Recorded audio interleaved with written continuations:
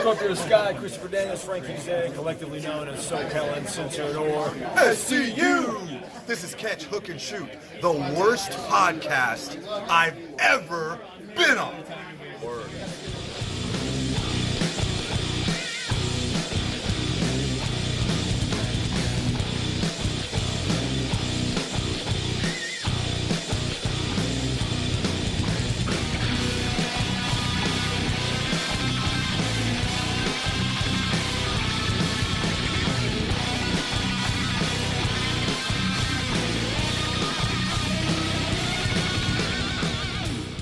What's going on, everybody? Welcome to Catch, Hook, and Shoot, the best podcast you never heard of. My name's Tom. I am your host. I want to thank everybody for listening, watching, and subscribing on YouTube, Podbean, Spotify, Apple Podcasts, iHeartRadio, Amazon Music, wherever you get your podcasts from.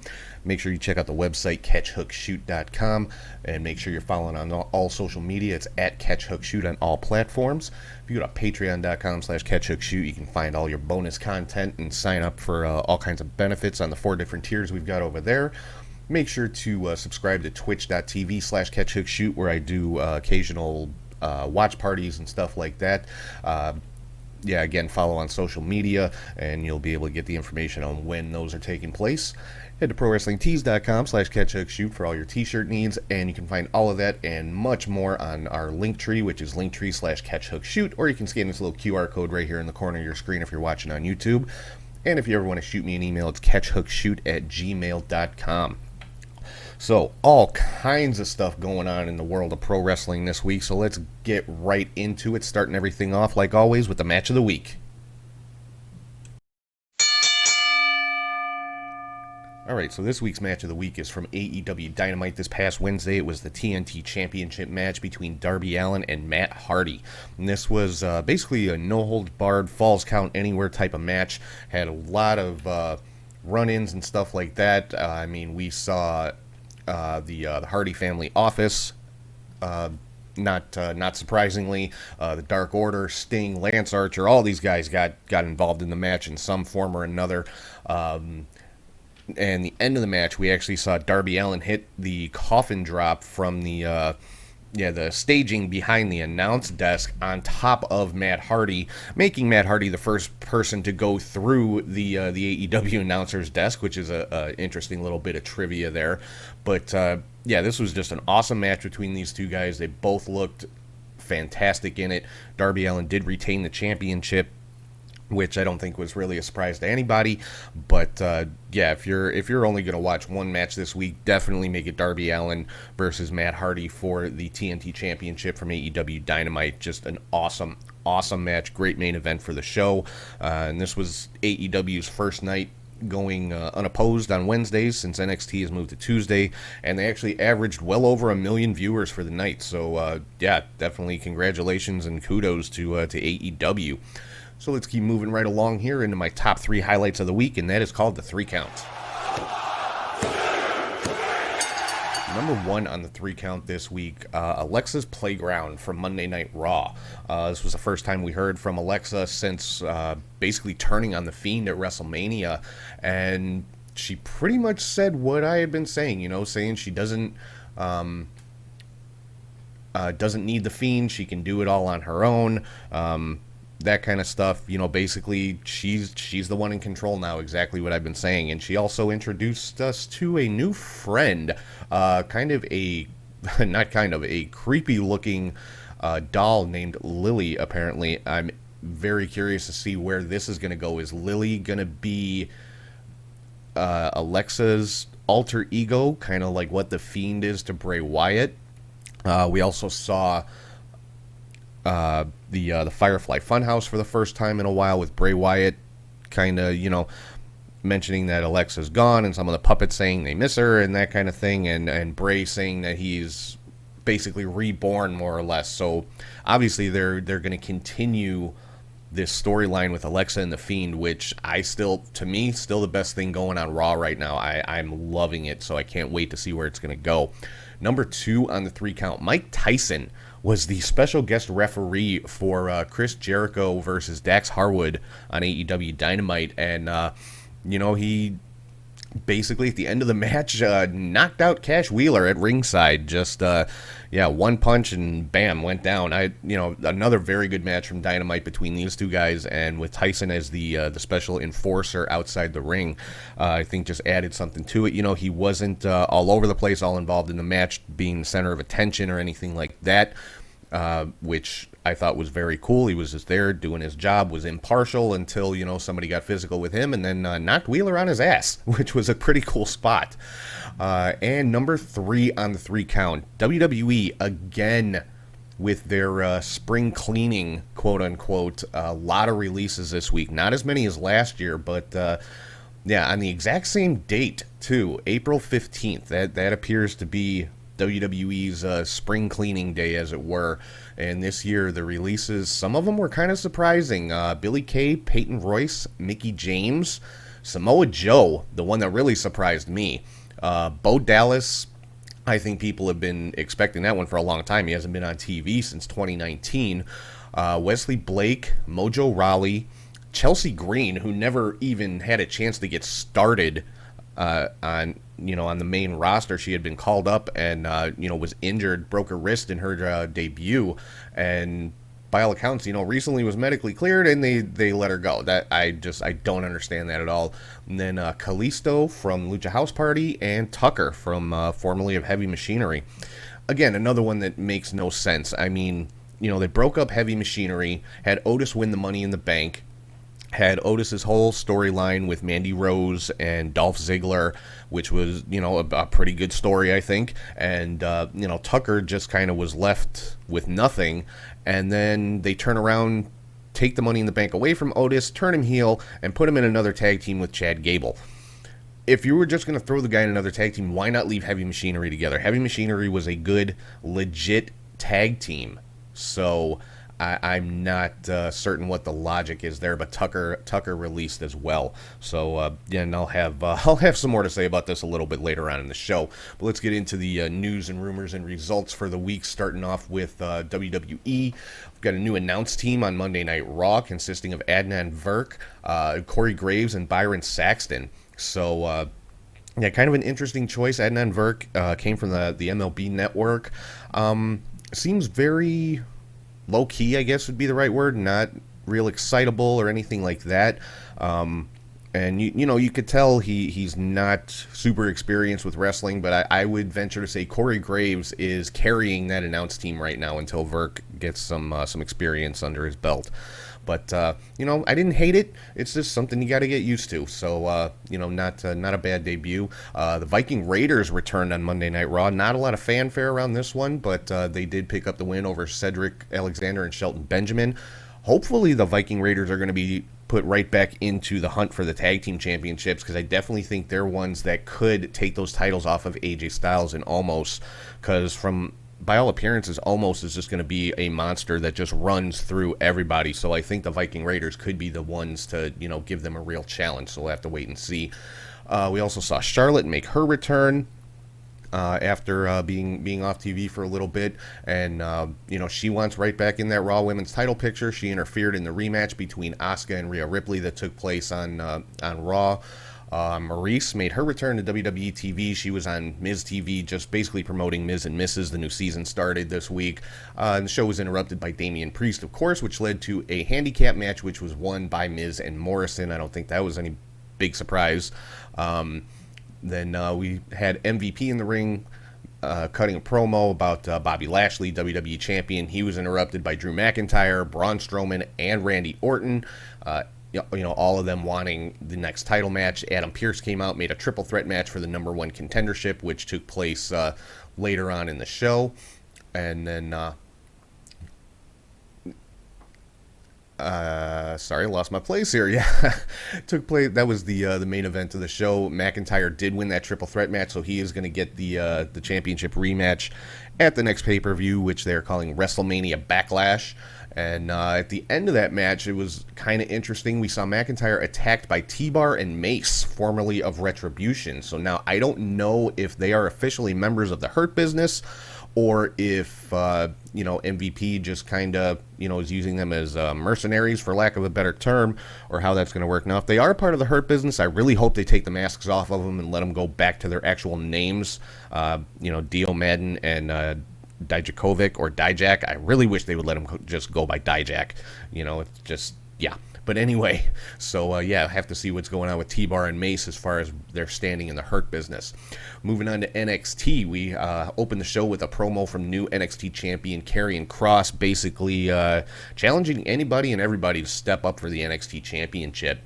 MSK had their first tag team title defense against Killian Dane and Drake Maverick. They did retain those championships, and at the end of the match, Imperium attacking Killian Dane. Now they, over the past several weeks, they had been seemingly making a pitch to have Killian Dane join Imperium. Obviously, there's some history there with Killian Dane and Alexander Wolf, both former members of the Sanity faction on NXT and Raw and SmackDown as well. So I'm pretty sure we'll eventually see Killian Dane as part of Imperium. We've got a new Cruiserweight champion, a little bit of a surprise. Santos Escobar just unified the Cruiserweight championships at TakeOver, and he was defeated by Kushida. So Kushida, the new Cruiserweight champion. And then afterwards we saw a segment in the back with Jordan Devlin from NXT UK basically telling Kushida, I have to go back to the UK, but I'm coming back for that championship. So obviously setting up a future match, which Devlin and Kushida, yeah, sign me up for that. Saw a promo from a tag team we haven't seen in a little while, Tommaso Ciampa and Timothy Thatcher, basically saying that they are getting back to business and, still wanting the NXT Tag Team Championships. So MSK versus Ciampa and Thatcher looks like it's on the horizon. And we saw another promo from the new NXT Women's Champion, Raquel Gonzalez, and she was interrupted by the debuting Frankie Monet, previously known as Taya Valkyrie. And, Frankie Monet basically saying this, it's her division. She's coming for that championship. So I can't wait to see her in-ring debut. I'm a huge fan of Taya Valkyrie, so, can't wait to see her against like Raquel Gonzalez or Dakota Kai or really anybody in the NXT women's division. I cannot wait for that. And then at the end of that promo, we saw Rhea Ripley and Bianca Belair both come out, the Raw and SmackDown women's champions. And just a nice segment in the ring with these three women, Rhea, Bianca, and Raquel. Because basically they came up through NXT together, and now all three are champions on all three brands of the show. So that was really a cool moment. And then we saw another backstage segment with Roderick Strong and William Regal, and apparently Strong has, in storyline at least, resigned from NXT. So I don't know if he's going to be showing up on the main roster on Raw or SmackDown, or if this is going to lead into a different kind of storyline for him in NXT. We'll have to wait and see, but I'm very curious about this one. Then in the main event, Bronson Reed, Dexter Lumis, Shotzi Blackheart, and Ember Moon defeated the Way in an 8-person mixed tag match. Interesting spot in this one, Indy Hartwell left with Dexter Lumis. Now, they've been teasing this for a while with Indy having a crush on Dexter, and Beth Phoenix referring to them as Index. I can't believe that's a thing, but it is. And so, yeah, basically in the middle of the match, Indy was feigning an injury in the middle of the ring, pretty much to distract Lumis from, because he had Johnny Gargano in submission at the time, and he let go of the hold and picked up Indy and basically left the ring area. So I have no clue where this is going, but we'll have to see. NXT UK, Nathan Frazier, formerly known as Ben Carter, picks up another win over Saxton Huxley in a very good match. I keep telling you guys, if you have not checked out NXT UK, check it out, if for no other reason than just the in-ring action. It's not heavy on story, but the in-ring is just ridiculously good. And then Isla Dawn picked up a win over Millie McKenzie in another very good match. And then on SmackDown, again, a new commentary team. Pat McAfee joining Michael Cole on SmackDown. Kind of interesting. But, again, it was what it was. It's something we're going to have to get used to. And that's anytime they switch up the announce teams. You get used to hearing certain people on certain shows, and then they switch it up on you. So you got to get used to it. Saw an opening promo from Roman Reigns, the Universal Champion, and he was interrupted by Cesaro, of all people, which I know this made a lot of fans happy, putting Cesaro into that Universal Championship picture. And Roman basically just turned his back and walked out on Cesaro. And obviously, Cesaro requested a match with Roman Reigns for that night, and ended up getting a match with Jey Uso instead, which was the main event of the show. Rey Mysterio got a win over Otis. Kevin Owens got a countout victory over Sami Zayn in a rematch from WrestleMania. And we heard from Intercontinental Champion Apollo Crews with the former Dabakato or Babatunde, whatever you want to call him. He will now be known as Commander Aziz, and he is the, I guess, the Imperial Guard now for Apollo Crews. So, and Apollo still, I'm guessing they're going to continue this storyline with Big E for a little while. Of course, Big E is due a rematch for the Intercontinental Championship. Bianca Belair had her championship celebration with the Street Profits, which was, kind of a cool spot. And then the Street Profits actually got a rematch for the Smackdown tag team titles against Bobby Roode and Dolph Ziggler, but Roode and Ziggler did retain. Kind of a surprise. I expected the Profits to get those titles back. And then in the main event, Cesaro got the victory over Jimmy Uso by disqualification due to interference from Seth Rollins. So obviously they're going to continue this issue with Rollins and Cesaro for a while. I'm wondering if Rollins is going to be thrown into this Universal title picture in some form or fashion, and we're going to end up seeing possibly a triple threat match at some point. I would say that's probably the most likely, so we'll have to see where that's going to go. Moving on to some AEW stuff on Elevation and Dark, the Factory, which is QT Marshall's new faction that split off from the Nightmare family, picking up some victories, as well as the Dark Order, SCU, and the Varsity Blondes all getting victories on Elevation and Dark. Layla Hirsch got a victory over Shanna, which was a very good women's match. I would definitely suggest checking that one out. Thunder Rosa got a win over Diamante, and Ethan Page and Scorpio Sky, making their debut as a tag team, got a win over Sonny Kiss and Joey Janela. And then the Best Friends picked up a victory over Cesar Bononi and Ryan Nemeth. On Dynamite, MJF at the beginning of the show tried to buy off Mike Tyson for that match between Jericho and Dax Harwood later on in the show. Needless to say, he was unsuccessful in that. We saw a promo from the Young Bucks basically saying that they're going back to their old ways. They had some new ring gear. They got rid of all the tassels and all the bright colors. They were actually wearing gray, which was kind of odd. But so they're going back to their heel days, so to speak. And they got the win over Phoenix and Pac in the tag team championship match. The way they won this match, they actually pulled Phoenix's mask off, which of course he was covering his face, which left him open to attack and led to the pinfall. Jade Cargill got a win over Red Velvet in their long-awaited singles match. Anthony Ogogo won his in-ring debut via referee stoppage due to a body shot on his opponent. Just hit him with from a boxing standpoint, a good-looking gut shot, and the guy just went down and the ref stopped the match. A lot of people complaining about this, but you know what? The guy's an Olympic medalist in boxing. Let me see anybody else take a gut punch from this guy and tell me you're going to want to keep fighting. So, I like it. I liked the way that they did this one. Chris Jericho did get the victory over Dax Harwood in that match when, Mike Tyson knocked out Cash Wheeler, which was kind of entertaining. Had a promo from Miro saying he can't find Kip Sabian, and, that he's going basically refocusing himself and he wants a championship. So, watch out for Miro, because I think the comedy and type of fun stuff that he's been involved in is pretty much over. He's been aggressive and dominant since his debut, but I think we're going to see more of that from Miro going forward. Chris Statlander, with her in-ring return, got a win over Amber Nova. Christian Cage formally turned down the invitation to join Team Taz and got a beatdown from Powerhouse Hobbs for his trouble. And then, of course, we had that big main event with Darby and Matt Hardy, which, again, fantastic match. Definitely go back and check that one out. Some Impact news from this week. Josh Alexander got a victory over TJP in another damn good match. This was a match of the week contender. We saw the official announcement of Taylor Wilde returning to Impact Wrestling, so I cannot wait for that one. Eddie Edwards and Willie Mack laid down a challenge to Violent by Design, which, of course, was answered, ended up in a 4-on-2, and the save was made by James Storm and Chris Sabin, and this set up an 8-man tag team match coming up at Rebellion. We saw Jazz's retirement speech. Of course, she lost her Knockouts Championship match to Deonna Purrazzo, which the stipulation was if she lost, she had to retire. Fire and Flava interrupted, and that turned into an impromptu match, which Jordan and Jazz did pick up the victory. And so on the heels of that, we are going to see a Knockouts Tag Team title match at Rebellion. It will be Fire and Flava defending against Jordan Grace and a partner chosen by Jazz. I'm interested to see who this is going to be. Maybe Taylor Wilde.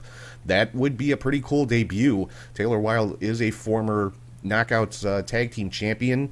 So, I think Taylor Wilde would be the perfect partner for Jordan Grace. I would love to see that tag team. Taylor, I've said before, one of my favorite knockouts of all time. I was bummed when she left Impact when she did, because it was just, it just seemed, I don't know, at the time it just seemed kind of out of left field, but, she went on to do other stuff, and now she's coming back, so we'll have to wait and see. But that's what I'm hoping for, is Jordan and Taylor Wilde taking on Fire and Flava. And then we had a pick your poison spot between Brian Myers and Matt Cardona. Basically, they chose each other's opponents for the night. This is leading into their match at Rebellion. Myers got the win over Jake Something, and Sami Callihan defeated Matt Cardona.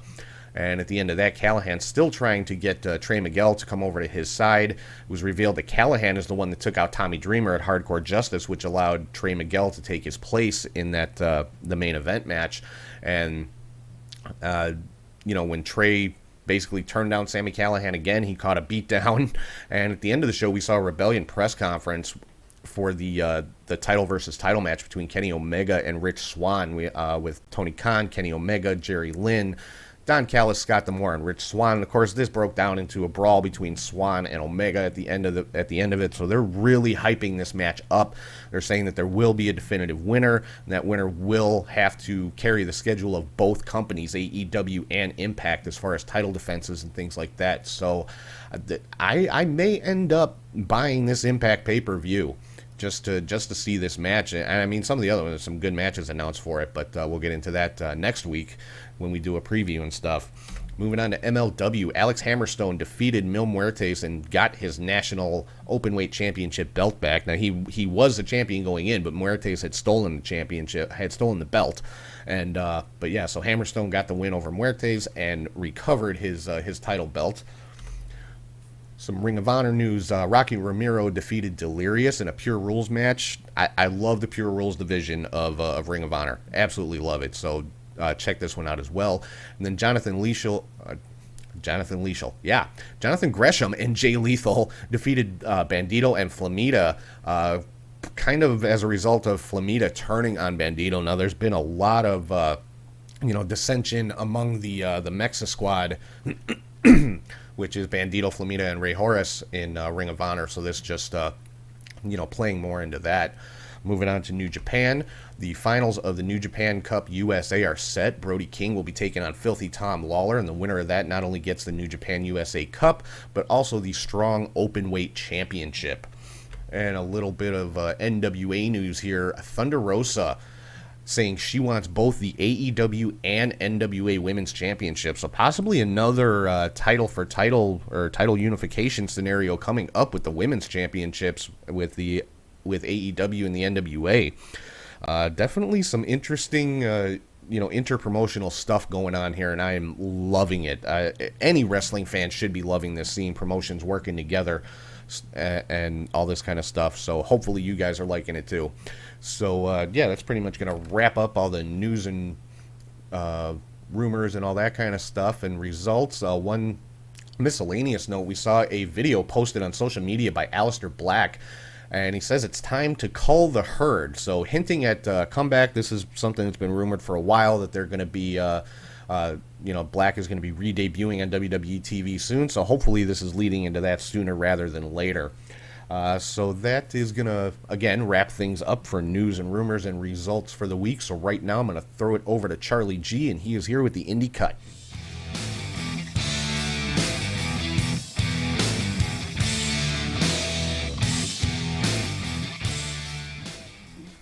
Thank you, Tom, and hey to wrestling fans. I am Charlie G with this week's Indie Cut. There wasn't as much wrestling action this week for a change, so let's begin with Saturday, April 10th, Stardom Cinderella Tournament, Day 1.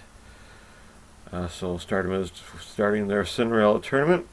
First round matches. So we got Himeka defeating Hanan, Maika defeating Konami, Unagi Sayaka defeating Natsuko Tora, Arena defeated Azumi, Starlight Kid defeated Momo Watanabe.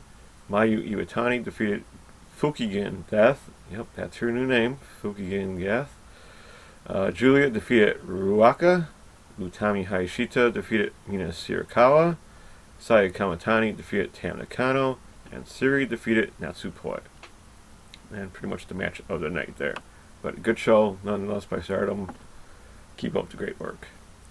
Then we had New Japan Road to Wrestling Dantuko, Day 1 started up. These are all tag matches during this time, so the main event of this was a 10-man tag elimination match between Bullet Club and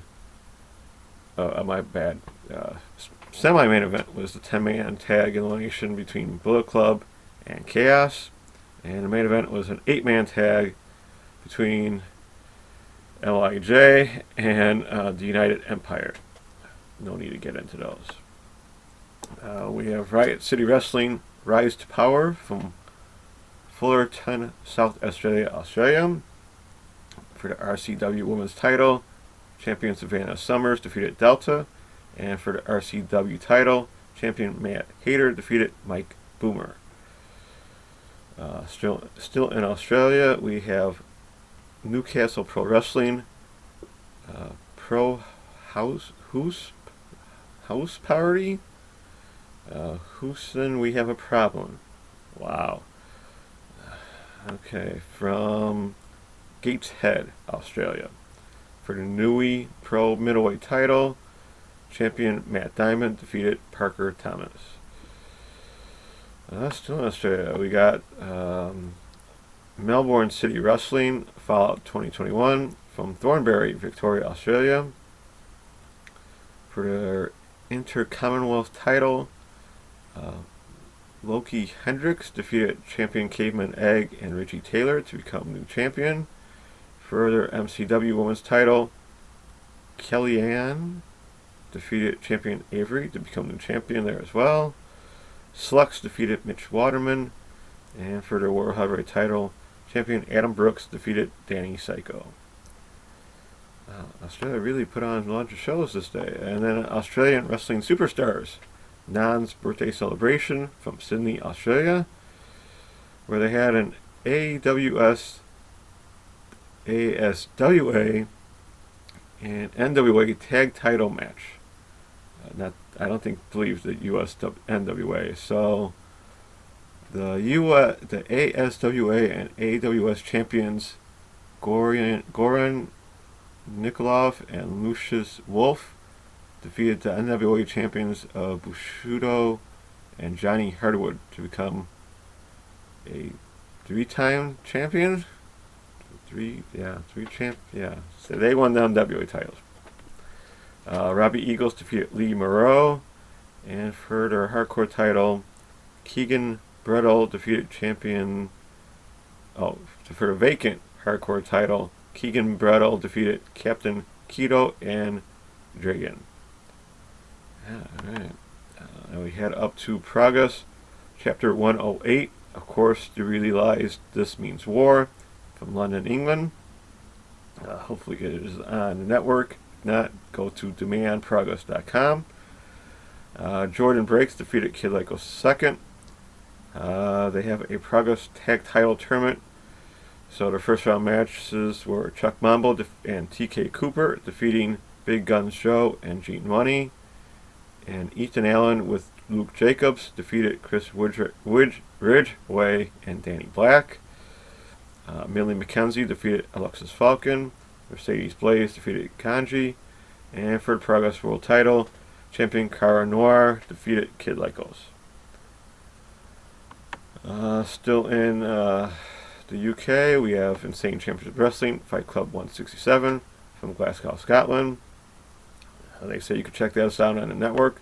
They have a couple of 0G title matches, so check that out if you wish. Finally to the States, and we go to Powerrr, Alaska for WrestlePro Northern Exposure Day 5. I believe this is the last day. So Matt Cross defeated Bobby Wayward. LSG defeated Shane Douglas. For the WrestlePro Gold, champion Dion Roosman defeated Justin Carino.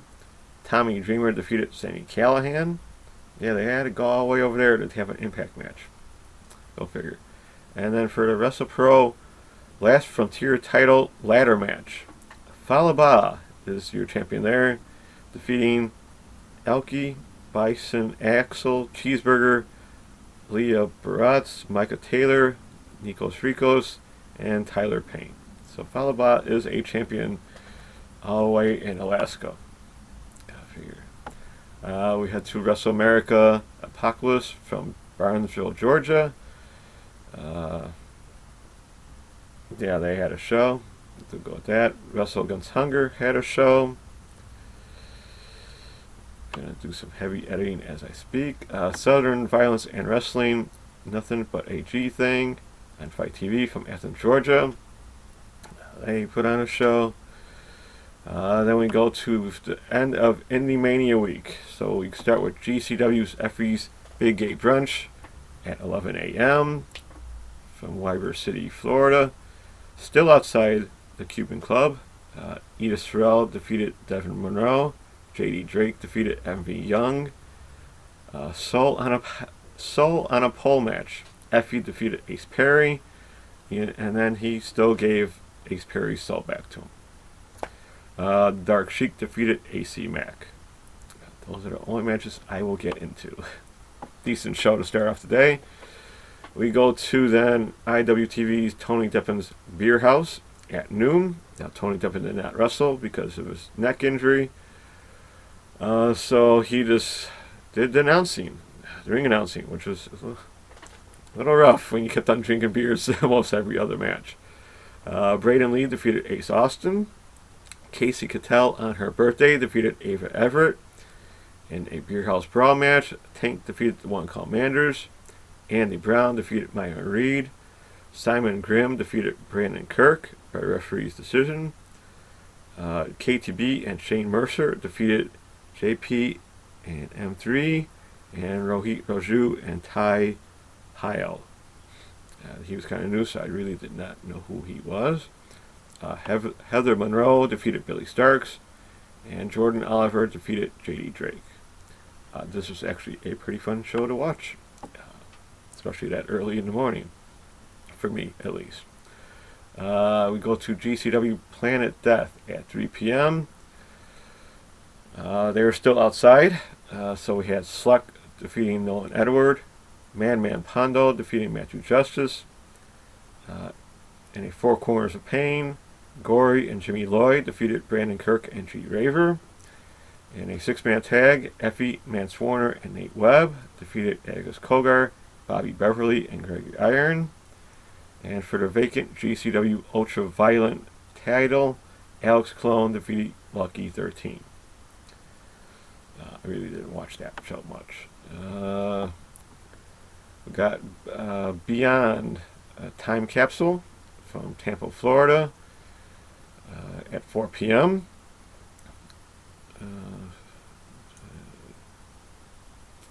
They had an IWTV Independent Wrestling #1 contendership.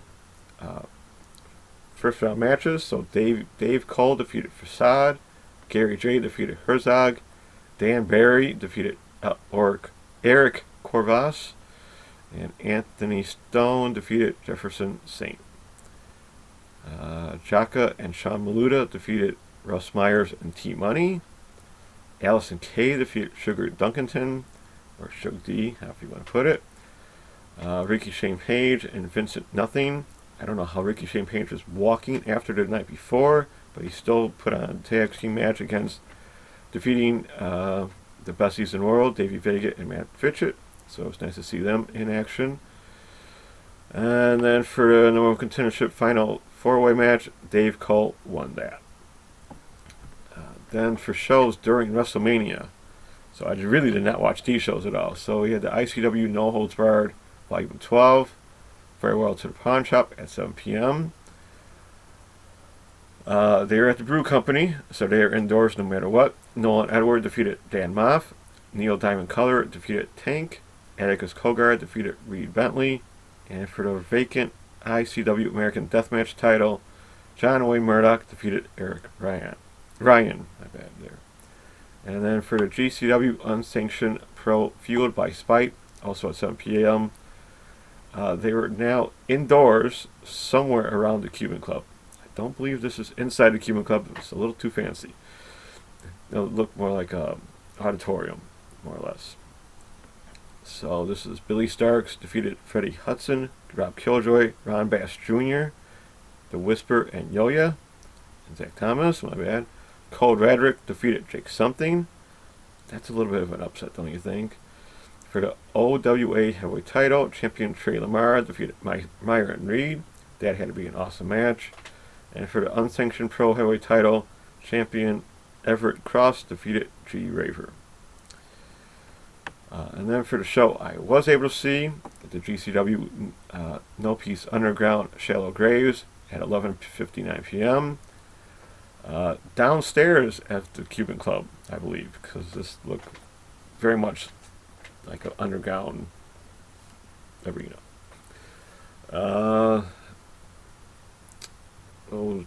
Odinson and Farrell defeated Jake Something and Rohit Raju. It was a little weird to watch them in tag action. This is no ring, by the way. There's no ring, of course. No Peace Underground, no ring. In a scramble match, Wolf Taylor defeated Cole Radrick, Devin Monroe, J.J. Garrett, Kevin Blackwood, and Jimmy Lloyd in his new Hurt Business t-shirt from WrestleMania. Yep, Jimmy Lloyd, and I heard Jimmy Lloyd and oh god, I'm spamming on his name.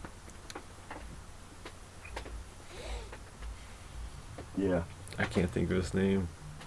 Spring Break. Oh man, he's gonna kick my butt. Yeah, they're at the WrestleMania. Oh wow, I'm forgetting his name. Sorry. Okay, so we got Eric Redbeard made an appearance, defeating Matthew Justice. Mance Warner defeated Connor Claxton. G. Raver defeated Sue Young. And Masada defeated Alex Clone. A lot of those were very bloody. And yeah, fun to watch. It ended around 1:30 p.m. 1 a.m. So yeah. We head to H2O Underground. Pay Your Dues 4. They put on a show for their hybrid title. Mouse won that. Then we go to AAW Alive number 5 here in Villa Park, Illinois. This was at 2:30 in the afternoon on Twitch TV, so they were smart enough not to go against WrestleMania. Allison Kay defeated Ray Lynn. Ren Jones defeated Damian Chambers. Matthew Justice defeated Gary J. And Freddie Day High defeated Travis Titan. Oh, Joey Janela. There you go. He was at WrestleMania too. Sorry, Joey. You can punch me in the face when you see me at Warrior Wrestling. On to CMLL for the World Heavyweight title. Champion Ultimo Guerrero defeated Diamante Azul. They're holding a Mexican National Trios title tournament. No need to really get into all of those names right now. Finally, on to Sunday, April 11th. Sunday Girls Spring Easter Day 2 had a show. Pure J Fight Together had a show where their openweight title was on the line. And Raiden Hagan defeated champion Kari Oniyama to become the champion. New Japan Road to Toko Day 2 was on. There was a Jaguar Yokota 45th anniversary show where Jaguar Yokota, Karu, and Zap 1 defeated Kazuki Nagami Habashida and Tsubasa Karagaki. Ice Ribbon, New Ice Ribbon 1109 in Skip City. For the Fantastic Ice title, champion Risa Serra defeated Tekla. And they had International Ribbon Tag title, where champions Maika Azuki and Maya Ukihai won that. Katamu Chaka Pro 105 took place on YouTube. Dragon Gate, the Gate of Passion Day 5 took place. And also Dragon's 6-man team won that. Pro Wrestling Diana had a show on YouTube with Asuka on the card. Dramatic Dream Team April Fool 2021. I put this down. Oh, Chris Brooks, Saki Akai, Yuki Ino, and Yukio Naya defeated Akito, Kazuki Hirata, Keigo Nakamura, and Makoto Oshii. For the KO'd tag titles, Hiroshima and Yuji Okabayashi defeated champions Kasusada Higuchi and Yuki Sakaguchi to become new champions. And for the KO'd openweight title, champion Jun Akiyama defeated Datsuko Dino. Pretty interesting show, I must say. Especially that match. Very, very Dino-ish if you know who Dino is. All Japan Champion Carnival Day 3 took place. With more matches, with more Carnival matches. Tajiri and his team won his 6-man tag match. Monday, April 12th, where they had a Tokyo Yoshi Pro English show, but only one match, with Chris Brooks and Balikan Aki on commentary. So Miri Minumi and Miyu Watanabe defeated Hikaru Noah and Sunny Sina Sura. Nice match between those four. Gadamu Chaka Pro 106 took place on YouTube. Dragon Gate of Passion Day 6 took place. Ultimo Dragons team lost on that night. Kaligo Pro Rising Knights are on YouTube. And then another Coventry Pro Wrestling League Next Gen Moonlight number 14 from West Midlands, England. They are new, so you are now on the map. For the CPW Women's title, champion Shotty defeated Carrie. For the Next Gen World Heavyweight title, champion Jimmy Vice defeated Taco. Yeah, okay, interesting name there. On to Tuesday, April 13th, and Tokyo Yoshi Pro Spring Tour continued on with Shoko Nakajima defeating Urushu Endo. Hikaru Noah and Marika Kobashi defeated Haruna Neko and Pam Harajuku. Mizuki and Yuki Sakazaki with Raku defeated Miri Minumi, Moka Miyamoto, and Suzumi. Nodoka Tenma and Yuki Aino defeated Hyper Misao and Mahiro Kiru.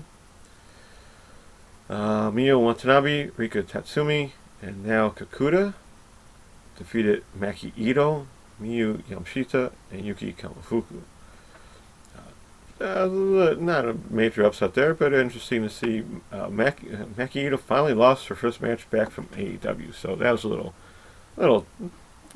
down there. New Japan Road to Dantuko Day 3 took place. Actress Girls Beginning show took place where Karu Yoniyama defeated Noi Higurashu. Kaligo Pro, of course, Ohio Valley Wrestling TV 1131. Brandon Tate and Brent Tate defeated Jared Kripke and J.C. Adams. New Studio Wars number 14 took place on High Spots Network. New South Pro Wrestling Action Class from Haynesville, Alabama. Shug D defeated Baby, and Two Fly Ty defeated Donnie Janela.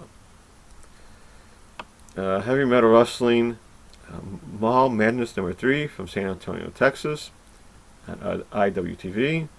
For the GWF TV title, champion Jeff Grant defeated Michael Arrow. ACH defeated Rob Love. So ACH was in action just in Texas. Then an Absolute Intense Wrestling Go for Broke number 2 from Cleveland, Ohio on IWTV. In which I would consider the fastest 5 matches I've ever seen. So Kaplan won his match in 6 minutes 20 seconds. The Duke won in a minute. TKD won in 8 minutes 15 seconds. Eric Taylor won in 53 seconds. And Joshua Bishop won in 49 seconds. I hope you didn't have to pay for that show. Give me a break. On to Wednesday, April 14th. Wave Weekday Volume 123 took place Ice Ribbons Peace Parties number 71 took place with more league block matches. To League of Pro on YouTube, of course. Paradigm Pro Wrestling, UWFI Rules, Contender Series, Season 2, Episode 4. Flash Thompson defeated Yoya. Dominic Guarini defeated Ron Mathis. And Derek Neal defeated Ron Bass Jr. Limitless The Road, Season 3, Episode 8. Ace Romero and with B.A. Tatum and Owen Brody defeated Alec Price, Champ Matthews, and Connor Murphy. Thursday, April 15th, New Japan Road. Tokyo Yoshi Pro. That's JPW number 2. Another English match where Maki Ito defeated Pam Harajuku. Pretty nice match between those two. League of Pro. IWA Mid-South Spring Fever 2021. In a Pick Your Poison match, Kevin Giza defeated Gary J. And for the IWA Mid-South Tag Titles, Jake Christ and John Wayne Murdoch defeated Logan James and Tyler Matrix, who were champions.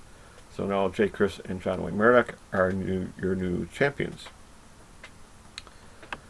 There was more heavy metal wrestling from San Antonio, Texas. The Grind number 2. No real important matches there. Friday, April 16th, New Japan Road 2, Day 5. Actress Girls Beginning with Kari Oniyama defeating Noi Higurashi. League of Pro on YouTube. Westside Extreme Wrestling, We Love Wrestling number 8 from Germany. Check that out if you can. Wrestling with Regret, Do It for the Content from California. So for their YouTube title, Gentleman Jervis defeated champion Levi Shapiro to become your new champion. So nice for Gentleman Jervis. He's also a Twitch streamer, so check that out if you feel like, whenever he does. New Japan Strong, number 36 from the USA. For their Japan Cup USA semifinal matches, Tom Lawler defeated Hikuleo, and Brody King defeated Leo Rush. Limitless Wrestling had a special show, Suffer No Fools, from Maine. Ashley Fox and Dummy Exo defeated Becca and Divine. Ava Everett defeated Ricky Archer. JD Drake defeated Rip Bison. And for the Limitless Wrestling World Title Submission match, champion Daniel Garcia defeated Lee Moriarty. That had to be a really good match there. Saturday, April 17th, Death Match Down Under. Not Here to Have Spiders from Carlton, Australia. Tyson Baxter defeated Chacha McKenzie. And for the vacant tag team title, Ashu and Murdoch defeated Fox and JXT to become new champions there. Gotta Move Chaka Pro 107 on YouTube. Then late last night here in the States and early in the morning there for Tokyo Yoshi Pro, still incomplete. Got to see the show for a change. So Marika Kobashi and Sunny Sierra defeated Yushu Endo and Moko Miyamoto. Miyu Watanabe and Raku with Pam Harajuku defeated Hirono Neko, Mihiro Kiru, and Yuna Minazi. Miyu Yamashita and who defeated Hikari Noah. In a three-way tornado tag match, Miyu Miyumi and Suzumi, in pretty much a major upset to me, defeated Mizuki and Yuka Sakazaki and Hyper Misao and Soka Nakajima. Yeah. So for the International Princess title, champion Yuki Kamifuku defeated Naoka Kuda. That was a good match there. For the Princess tag titles, Mei St. Michelle and Sakasama, sorry about that, defeated Nodoka Tenma and Yuki Aino to become new champions. So I'm happy for that. Good match there.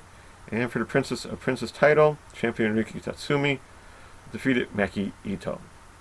Good match. Maki lost. But still a fun show. Check that out if you can. If anything, where to find DJ Stream. He'll have it on soon.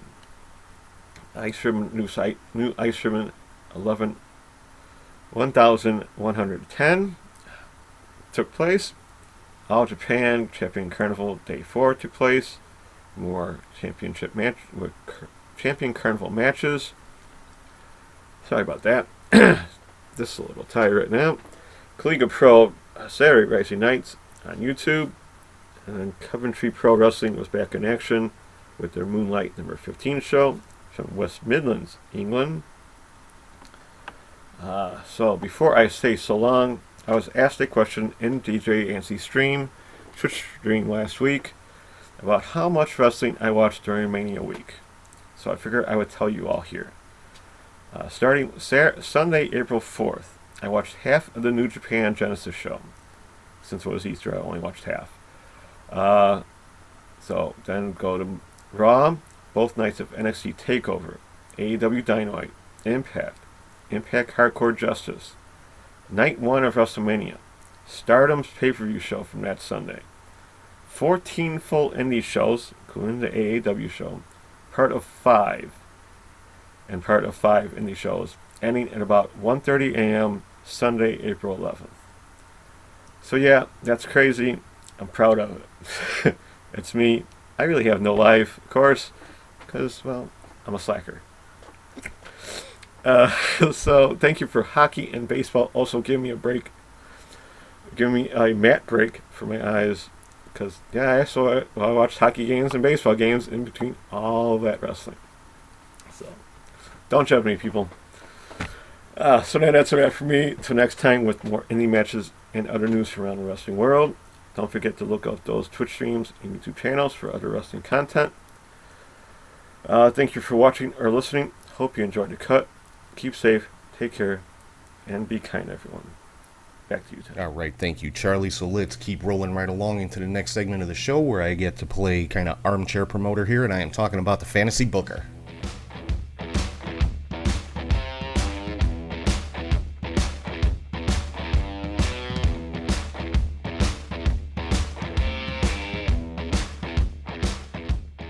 So in light of all these WWE releases that happened this week, and of course when they were announced, you started seeing all the stuff online about, AEW, Impact, whatever.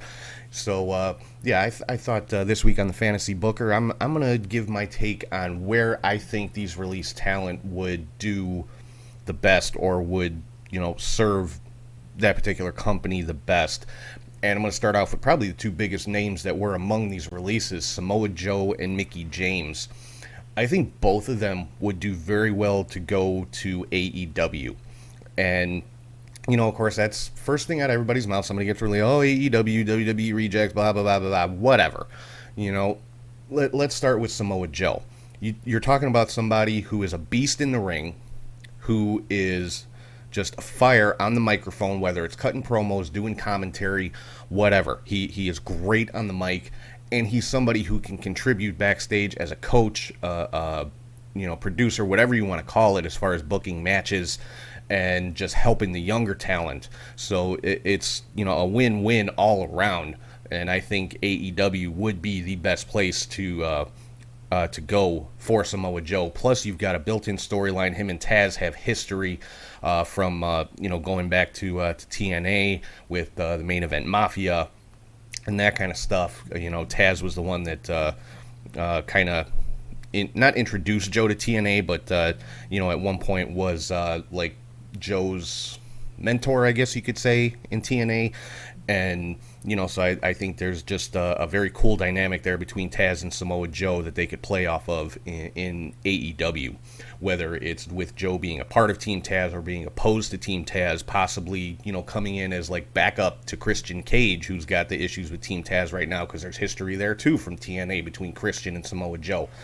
So a lot of stuff that Joe could do in AEW. And as far as Mickie James, she would be a huge boost to the AEW women's division. As far, same thing with Joe. She can go in the ring. She's done commentary. She'd make a great coach for the younger women in AEW backstage. So again, it's a win-win-win all the way around. But also there's the possibility of Mickie James going to the NWA. Obviously, Mickie is married to Nick Aldis, the NWA World Heavyweight Champion. So, I could see that happening as well. But I think AEW would be, in my opinion, AEW would be a better spot for Mickie James. Moving on to Billie Kay and Peyton Royce, the Iconics. Number one, you put them back together as a tag team. They should have never been split up in the first place. And if you're talking about women's tag team wrestling, there's only one place for them to go, and that's Impact, the Knockouts tag team division. They would fit in just perfectly there.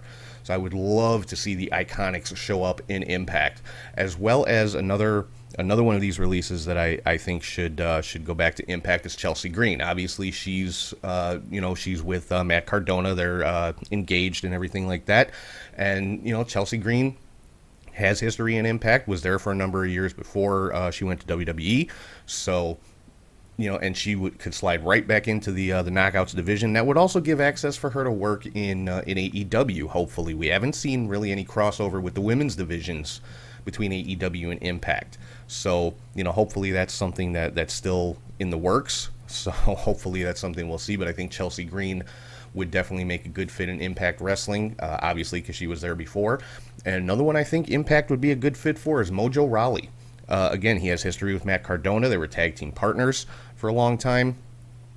Throw him into the mix with Cardona and Myers possibly, or, who knows? I just think, I think Impact would be a good fit for Mojo. And then the last one I want to talk about is Kalisto. He, I think, would be a good fit in Ring of Honor. Especially with all of the dissension going on within the Mexa squad right now, with Flamita kind of breaking off from Rey Horus and Bandito. Put Kalisto with Flamita against the other two. I think that, my God, that would make a fantastic match. So, that's just kind of my take on where some of these released talents should end up. Honestly, I'll be happy to see them anywhere. I'll be happy to see them on TV, because a lot of these people that got released haven't been on TV in God knows when. So, I'll be happy to see wherever they land if they choose to continue in wrestling. Some of them may not. Who knows? But so we'll have to keep an eye on it and see what happens. So, moving on to the final segment of the show here, where I give a little bit of an unpopular opinion, and I don't think today will be any different. I'm talking about the weekly hot take.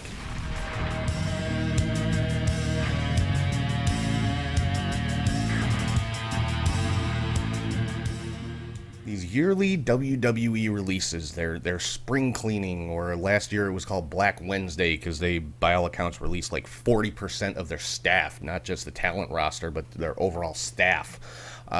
It's complete bullshit, and especially the reason that was given for these cuts, or for these releases, was budget cuts.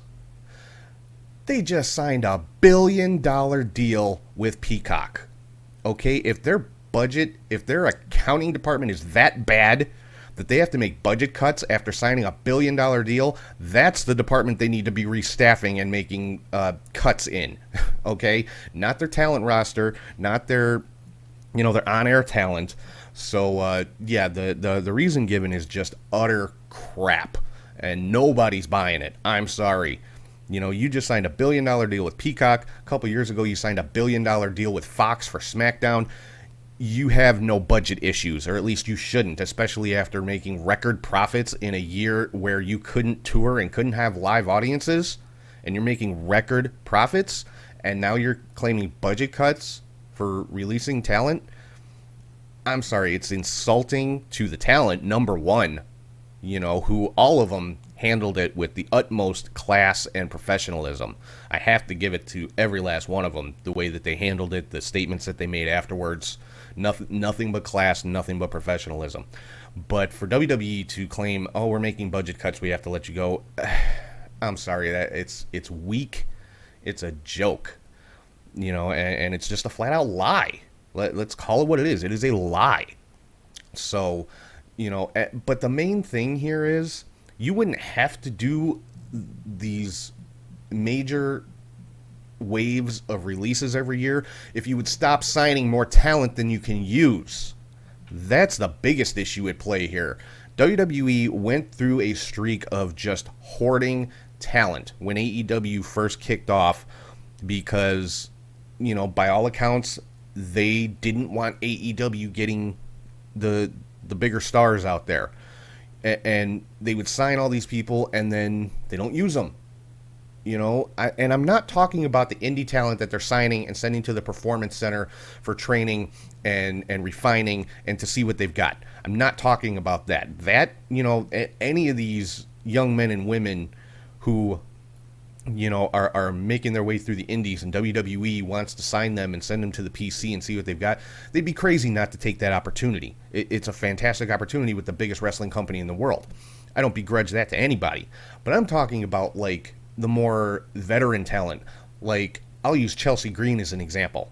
They signed Chelsea Green, one of the better women performers in Impact at the time.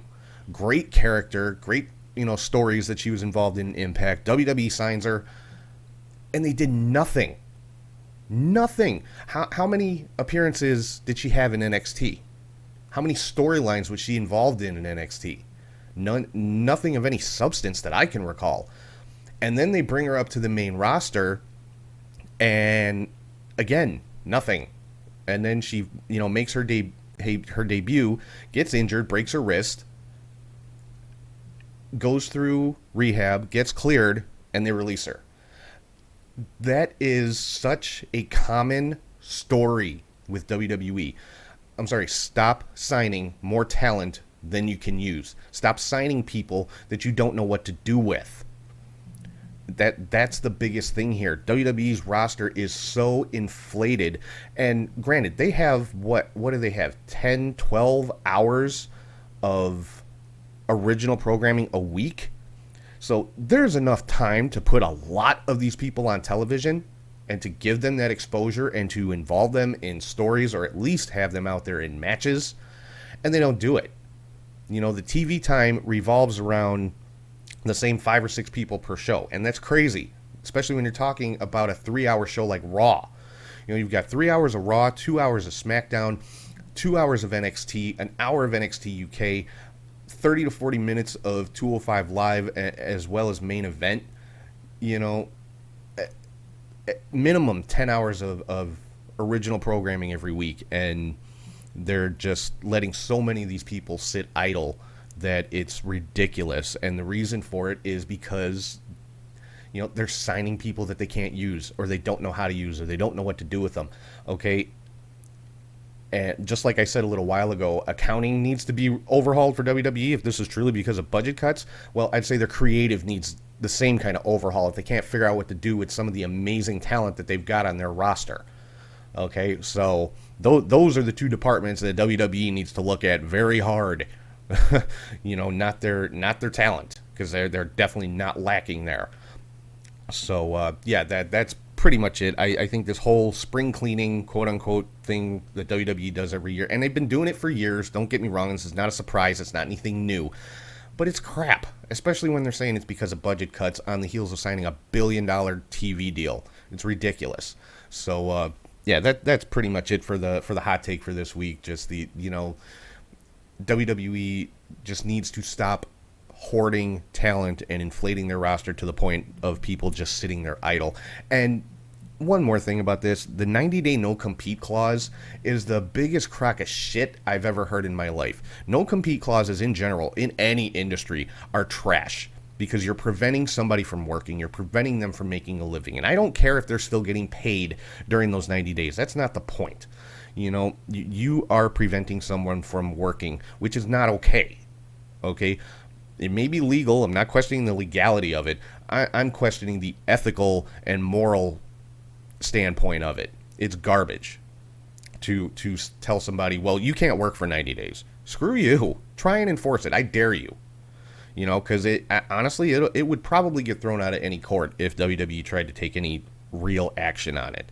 But it is what it is. They've been doing that forever too, and it's trash. But for somebody like Bo Dallas, who hasn't been on TV in almost 2 years, WWE's excuse for these 90-day no-compete clauses, well, we put all the time and money in to build them up and get their name out there. I'm sorry, how much time and money have you put into Bo Dallas? Let me answer that. The last 2 years, zero. Nothing. Since 2019. Okay, so in a case like that, the 90-day no-compete is a slap in the face. Now, by all accounts, I think Bo Dallas is probably done with wrestling, and who could blame him the way that he's been used and showcased in WWE, which is very sad because the guy comes from a great lineage, a great wrestling family. His father, Mike Rotunda, formerly known as IRS, one of the best in-ring competitors of his particular generation. Bo Dallas' real name, Taylor Michael Rotunda. If he was to go someplace else, he could just go by his real name, just the last name Rotunda. People are going to look at him and say, okay, let's see what this guy can do. He's at least going to get a chance, but I don't know. Like I said, the 90-day no-competes are, to somebody like Bo Dallas, is a slap in the face when you already have not been working for almost 2 years. And, somebody like Chelsea Green, again, how much time and money has WWE put into doing anything with Chelsea Green? Her name is her own, and, they haven't, invested in any vignettes or major storylines or anything like that with her. Let these people freaking work. If you own the name that they're wrestling under, fine. They can't use that name anymore. Fine. They had, their name on the indies prior to WWE. They can just go back to using that. So, it's just all around. These particular policies and ways of doing business by WWE, to me, are questionable at best. And at worst, completely immoral and unethical. But that's my opinion. If anybody out there thinks differently, you're entitled to that. If you think it's okay, hey, more power to you. I take issue with it. I'm sure a lot of other people take issue with it. I'm sure some of the wrestlers take issue with it. But you sign the contract, and that's pretty much what you get. So that's it for the hot take for this week, and that's pretty much going to wrap things up. Just want to remind everybody the 2 new shows starting on A&E this week. Tonight, actually, the A&E biography of Stone Cold Steve Austin. And I guess this is going to be over the next 8 weeks or so. They're going to be profiling different WWE superstar every week on A&E biography. And then show I'm really interested to see, WWE Lost Treasures. I guess they're going to be looking for WWE memorabilia, trying to track down memorabilia from over the years and try to recover it, so to speak. So that should be a pretty cool show. That premieres tonight as well. So next week coming up, I will have my preview and predictions for Impact Rebellion. Of course, the main event of that one is the title unification match between Kenny Omega and Rich Swann. Cannot wait to see that. So I'll have the full rundown and preview and predictions of that coming up on next week's show. So with that, I want to thank everybody once again for watching, listening, and subscribing on YouTube, Podbean, Spotify, Apple Podcasts, Amazon Music, or wherever you get your podcast from. Make sure to check out CatchHookShoot.com, where you can get all the podcasts, all the videos, all the interviews, the Catch Hook Shoot shop, where you can get all your t-shirts and hats. Just go check it out. It's a pretty cool website. We've got the events listed there. The first night of the Warrior Wrestling Stadium Series is listed on the events page with a link to the Podbean live stream that we'll be doing. So make sure you check that one out. Make sure you're following on social media at CatchHookShoot on all platforms. Patreon.com/CatchHookShoot for bonus content. Subscribe to twitch.tv/CatchHookShoot, where you'll get watch parties every so often there for different wrestling videos and movies and stuff like that. And to ProWrestlingTees.com/CatchHookShoot for exclusive t-shirts over there. And you can find all that and more on our Linktree, which is Linktree/CatchHookShoot, or scan this QR code in the corner of your screen if you're watching on YouTube. And if you ever want to drop me an email, it's catchhookshoot@gmail.com. So with that, I'm going to sign off. Hope everybody has a great week. Enjoy all the great wrestling coming up this week, and I will talk to you guys soon.